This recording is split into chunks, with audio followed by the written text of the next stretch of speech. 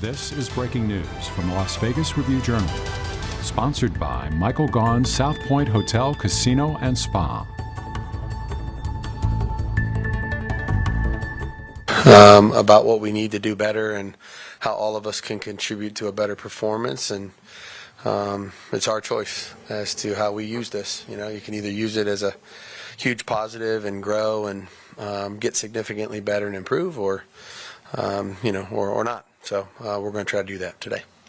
Josh, it's tough to go on the road and win when you're having trouble running the ball. Mm-hmm. And kind of 2 straight weeks now where Josh has had a little bit of difficulty getting going. Is that kind of just the almost the natural progress of trying to get him back acclimated after missing some training camp, and you just got to keep chipping away, or is there any other way to get him back going? No, I mean, there's no shortcut to it.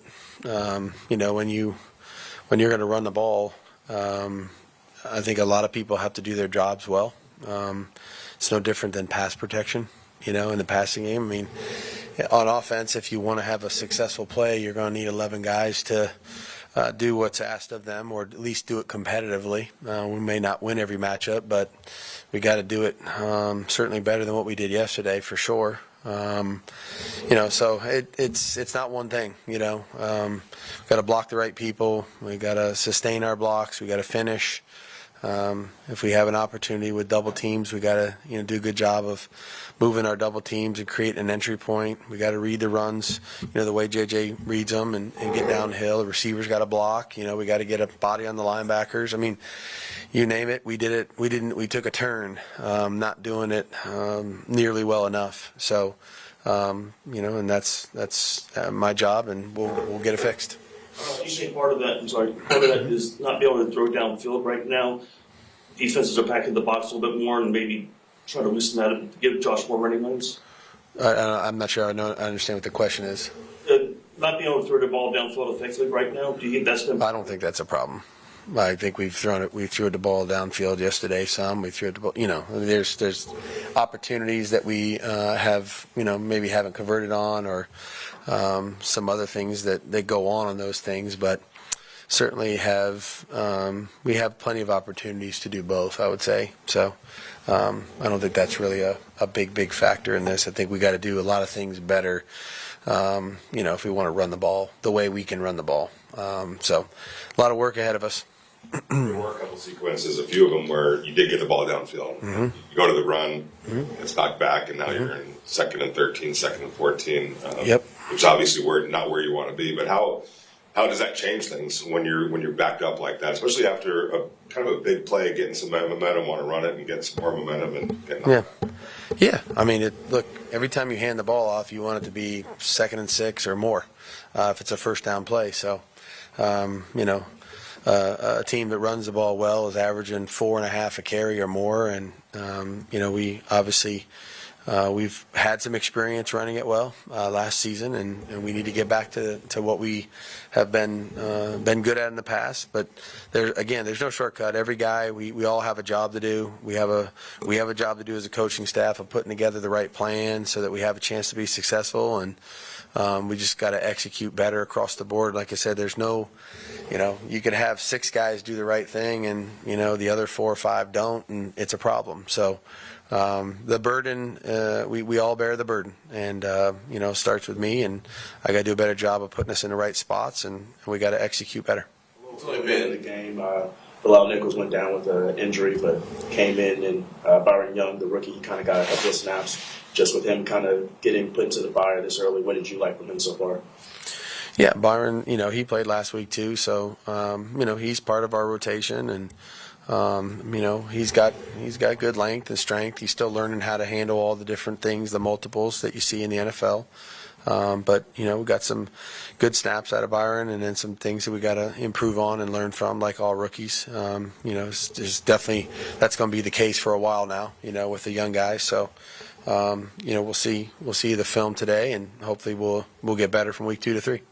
It's only been a couple of games so far, and the snaps and possessions have been kind of limited, especially in the second half. But is it a little disappointing that Hunter hasn't been able to get really involved yet?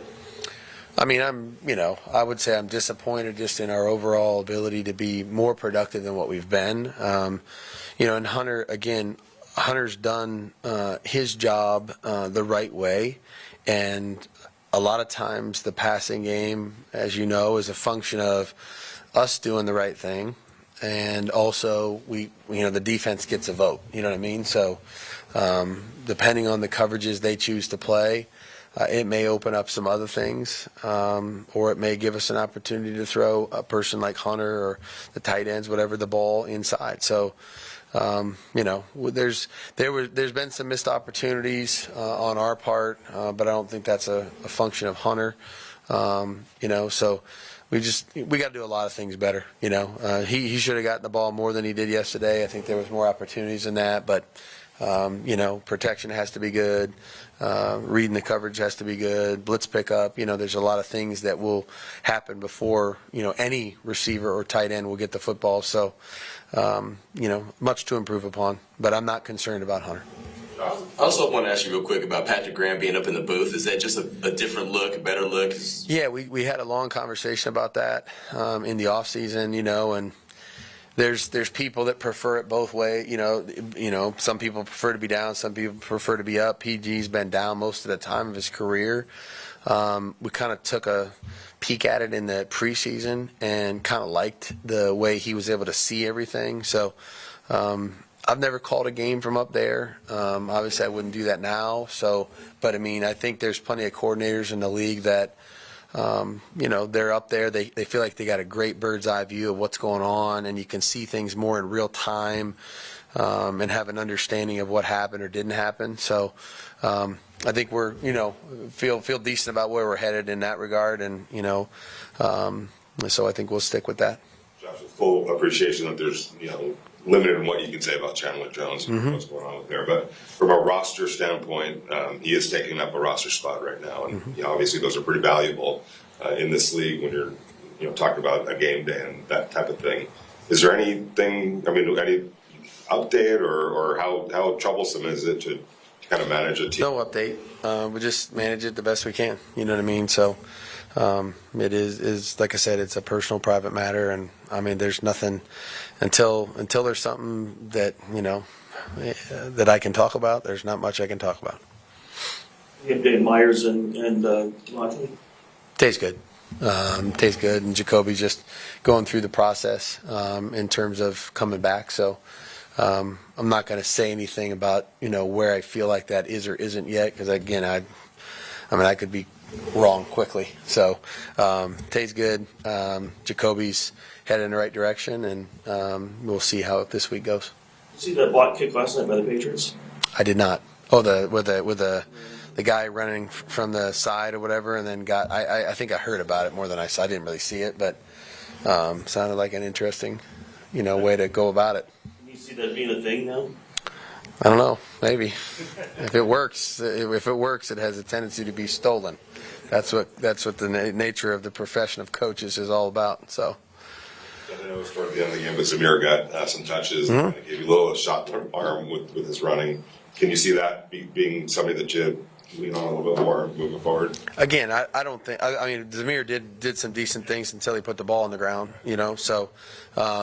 But that again, I don't think this is a switch one person. Like certainly not switching out Josh Jacobs. So this is a we all have to do a better job. Our football team will see that clearly today. And again, these ones sting because you're excited to go in there and you're excited to play against a team that's a pretty damn good football team that's really well coached and has been that way for a number of years in a hostile environment. And and you go in there and you start decent, and then, based on a number of factors, the game can flip on you.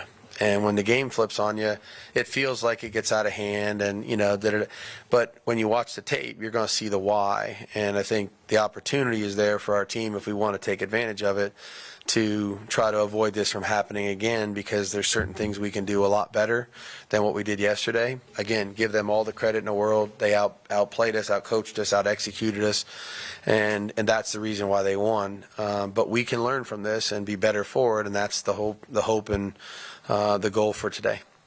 Speaking of learning from it, the Bills took Max completely out of the game. They made sure he wasn't going to wreck the game. Is that kind of a teaching moment for the rest of the line? Yeah, I mean, when you designate two people to one person, which we've done that plenty of times too. Look, that's a compliment to the player, because obviously he's a hugely impactful player for us, and he's been a great player for a number of years now, and a lot of teams do that, and so, if the offense chooses to do that, then they obviously are putting more resources into that than maybe running, putting 5 people in the pattern, et cetera. So we got to be able to try to take advantage of it somehow, some way, in another way. Gives other people opportunities, as you mentioned, because if they got 2 on him, they usually have 1 on somebody else or a lot of people.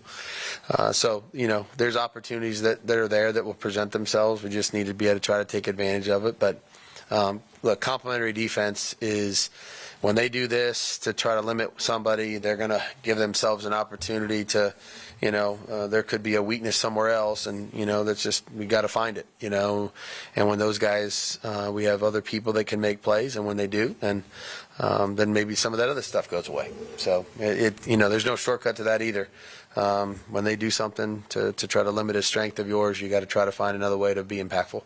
Despite the results, I would say 2 high points of the defense yesterday was Robert Spillane and the Devon Diablo, the play of your linebackers. What have you seen so far from them just throughout the season that you'd like to make the team? Yeah, I mean, they do a really good job of preparing every week, and they got a big job. They talk to the safeties behind them. They talk to the front of them. There's a lot of communication that they need to be involved in. Spill's done a great job with the green dot.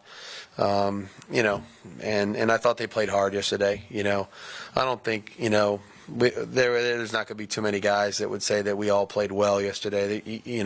When you lose the way we did, I don't think anybody would stand up there and said they did a great job. And I think those 2 guys will stand up there today and really do a good job of trying to learn from the film and, be accountable to their job and also to trying to help everybody else do their job better too. So I like our group. Our linebacking group's a good group, and they compete hard. They play hard. We ask a lot of them, and we need to do a better job around everybody to help those guys. Good. Good. Thanks, guys.